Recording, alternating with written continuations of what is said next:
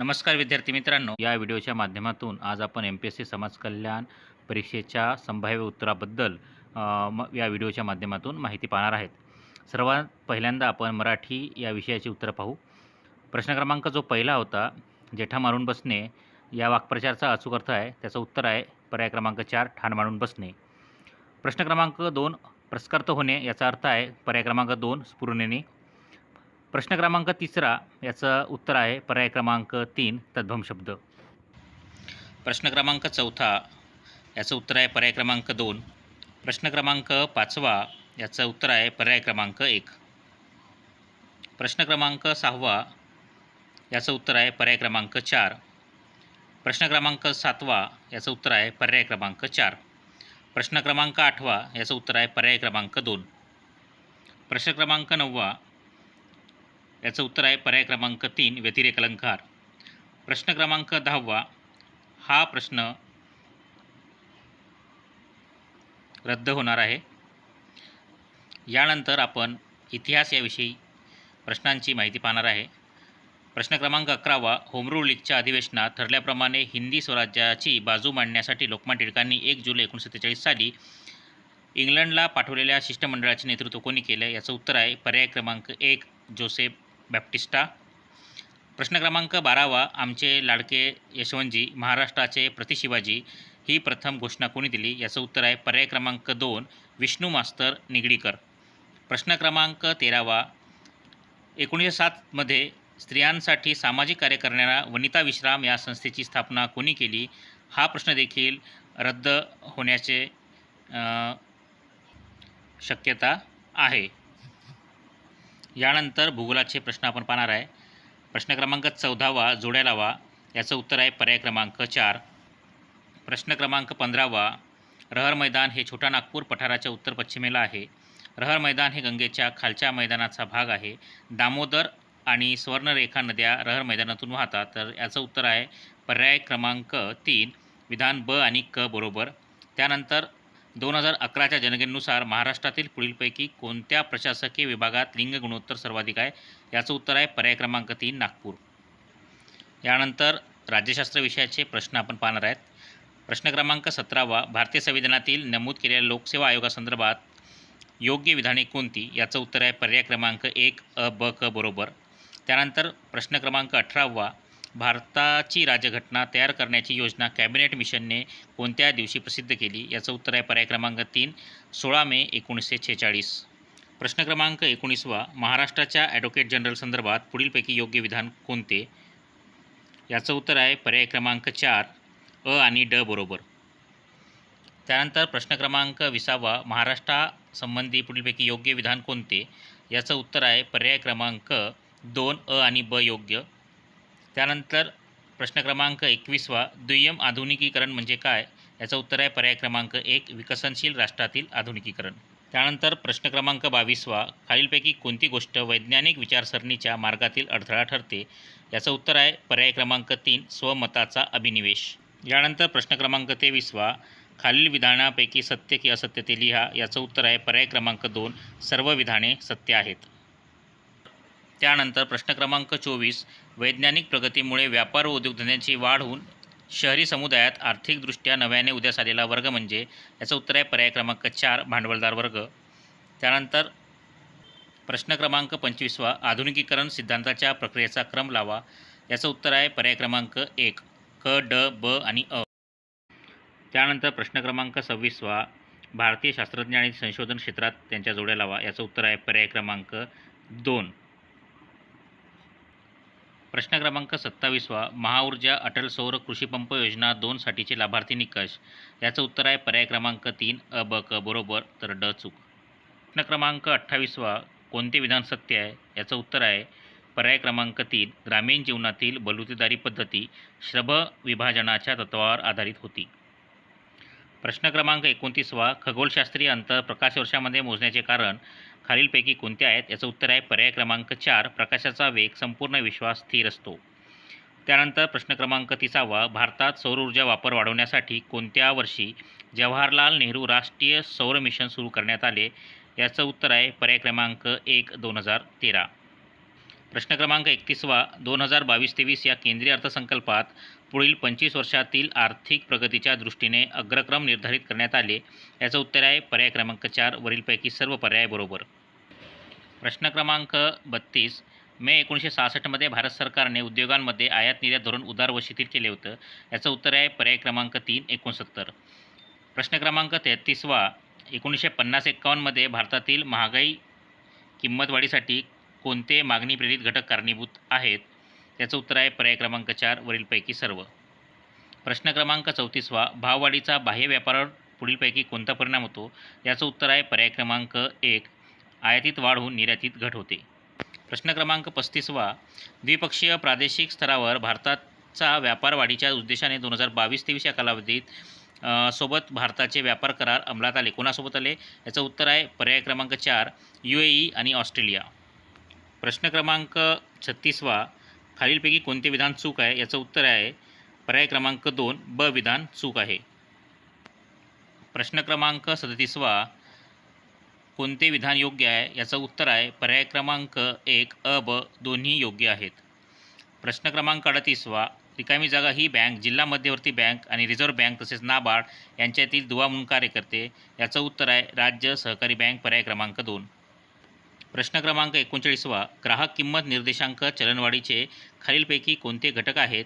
याचं उत्तर आहे पर्याय क्रमांक 2 अ आणि क इंधन आणि अन्न. प्रश्न क्रमांक 40वा राजकोषीय तुटीतून व्याजदेय रक्कम वजा करता जी शिल्लक उरते त्याला म्हणतात. उत्तर आहे पर्याय क्रमांक 3 प्राथमिक तूट.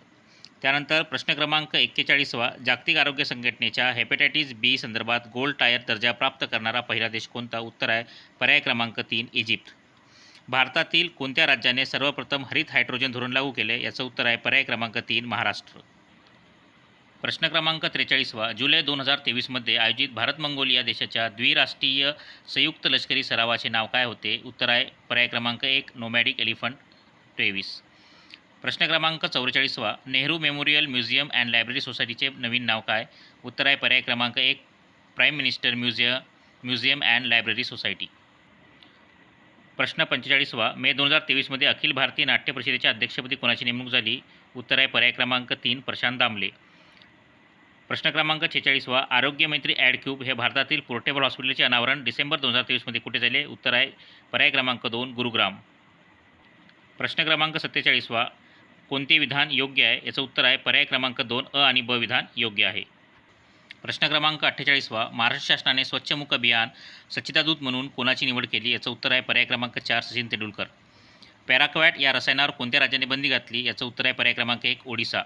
प्रश्न 50वा जून 2023 संयुक्त राष्ट्र संघटनेच्या आमसभेच्या 78व्या सत्राच्या अध्यक्षपदी कोणाची निवड झाली. याचं उत्तर आहे पर्याय क्रमांक 2 डेनिस फ्रान्सिस. त्यानंतर प्रश्न क्रमांक 71वा कारण 50 नंतर गणित बुद्धिमत्ताचे प्रश्न चालू होतात. त्यानंतर आपण सरळ प्रश्न क्रमांक 71वर गेलो आहे. 71मध्ये व्याख्या दिली आहे आणि ती व्याख्या कोणाची असा प्रश्न विचारला आहे. तर त्याचं उत्तर आहे पर्याय क्रमांक 2 सिग्मंड फ्राइड. प्रश्न क्रमांक 72वा माहिती व तंत्रज्ञान कायदा कोणत्या वर्षी अस्तित्वात आला आणि त्याची अंमलबजावणी कधी झाली. याचं उत्तर आहे पर्याय क्रमांक 2 2000 साली अस्तित्वात आला आणि 17 ऑक्टोबर 2000ला त्याची अंमलबजावणी झाली. प्रश्न क्रमांक 73वा या प्रश्नामध्ये सुद्धा व्याख्या विचारण्यात आली होती. याचं उत्तर बहुतेक पर्याय क्रमांक 2 यायला हवं. त्यानंतर प्रश्न क्रमांक 74वा समाज कल्याण मंडळाची स्थापना रोजी झाली. याचं उत्तर आहे पर्याय क्रमांक 4 12 ऑगस्ट 1953. प्रश्न क्रमांक 75वा इंग्लंडमध्ये यावर्षी नवीन गरीब कायदा न्यू पोर ॲक्ट लॉ मंजूर झाला. याचं उत्तर आहे पर्याय क्रमांक 3 1834. प्रश्न क्रमांक 76वा सिद्धांत रुद्धत्वाचा सिद्धांत म्हणून ओळखला जातो. याचं उत्तर आहे पर्याय क्रमांक 4 1 आणि 2 दोन्ही बरोबर आहेत. त्यानंतर प्रश्न क्रमांक 77वा नागरी हक्क संरक्षण अधिनियम 1955च्या कोणत्या कलमाअंतर्गत अस्पृश्यतेच्या कारणावरून रुग्णालय दवाखाना शिक्षण संस्था इत्यादी ठिकाणी प्रवेश नाकारले तो शिक्षेस पात्र ठरेल. याचं उत्तर आहे पर्याय क्रमांक 2 5. त्यानंतर प्रश्न क्रमांक 78वा रिकामी जागाची निर्मिती सामाजिक अध्ययन प्रक्रियेवर अवलंबून असते. याचं उत्तर आहे पर्याय क्रमांक 2 अभिवृत्ती. त्यानंतर प्रश्न क्रमांक 79वा मानवी विकास निर्देशांकाचे मापन पद्धती विचारल्या आहेत. याचं उत्तर आहे पर्याय क्रमांक 3 जन्माच्या वेळी आयुष्यमान शालेय शिक्षणाची सरासरी वर्ष आणि सकल राष्ट्रीय उत्पन्न. त्यानंतर प्रश्न क्रमांक 80वा, रिकामी जागा यांनी सामाजिक बहिष्काराचे वर्गीकरण प्रतिकूल आणि बहिष्कार व प्रतिकूल समावेश अशी संज्ञा वापरली. याचं उत्तर आहे पर्याय क्रमांक 1 डॉक्टर बाबासाहेब आंबेडकर. त्यानंतर प्रश्न क्रमांक 81वा, निसर्ग सर्वोत्तम सर्वात लायक त्याची निवड करतो, अस्तित्व राखण्यासाठी संघर्ष करतो, हा उत्क्रांती सिद्धांत कोणी लागू केला? तर याचं उत्तर आहे पर्याय क्रमांक 3 चार्ल्स डार्विन. त्यानंतर प्रश्न क्रमांक 82वा, 14 ऑगस्ट 1935 रोजी कोणत्या देशात सामाजिक सुरक्षा अधिनियम लागू झाला? याचं उत्तर आहे पर्याय क्रमांक 2 अमेरिका. प्रश्न क्रमांक 83वा, याचं उत्तर आहे दोन्ही विधाने बरोबर असून ब हे अचे कारण आहे, पर्याय क्रमांक 1. त्यानंतर प्रश्न क्रमांक 84वा, ज्यांना इतरांच्या अभिवृत्तीत बदल घडवून आणावा असे वाटते ते सर्वजण आपल्याला रिकामी जागा करण्यास प्रवृत्त करतात. याचं उत्तर आहे पर्याय क्रमांक 4 समायोजन प्रक्रिया. प्रश्न क्रमांक 85वा, जेव्हा 2 किंवा अधिक व्यक्ती निश्चित अशी उद्दिष्टे मनात ठेवून जाणीवपूर्वक इतरांशी आंतरक्रिया सुरू ठेवतात तेव्हा त्यांना म्हणतात प्रत्यक्ष आंतरक्रिया.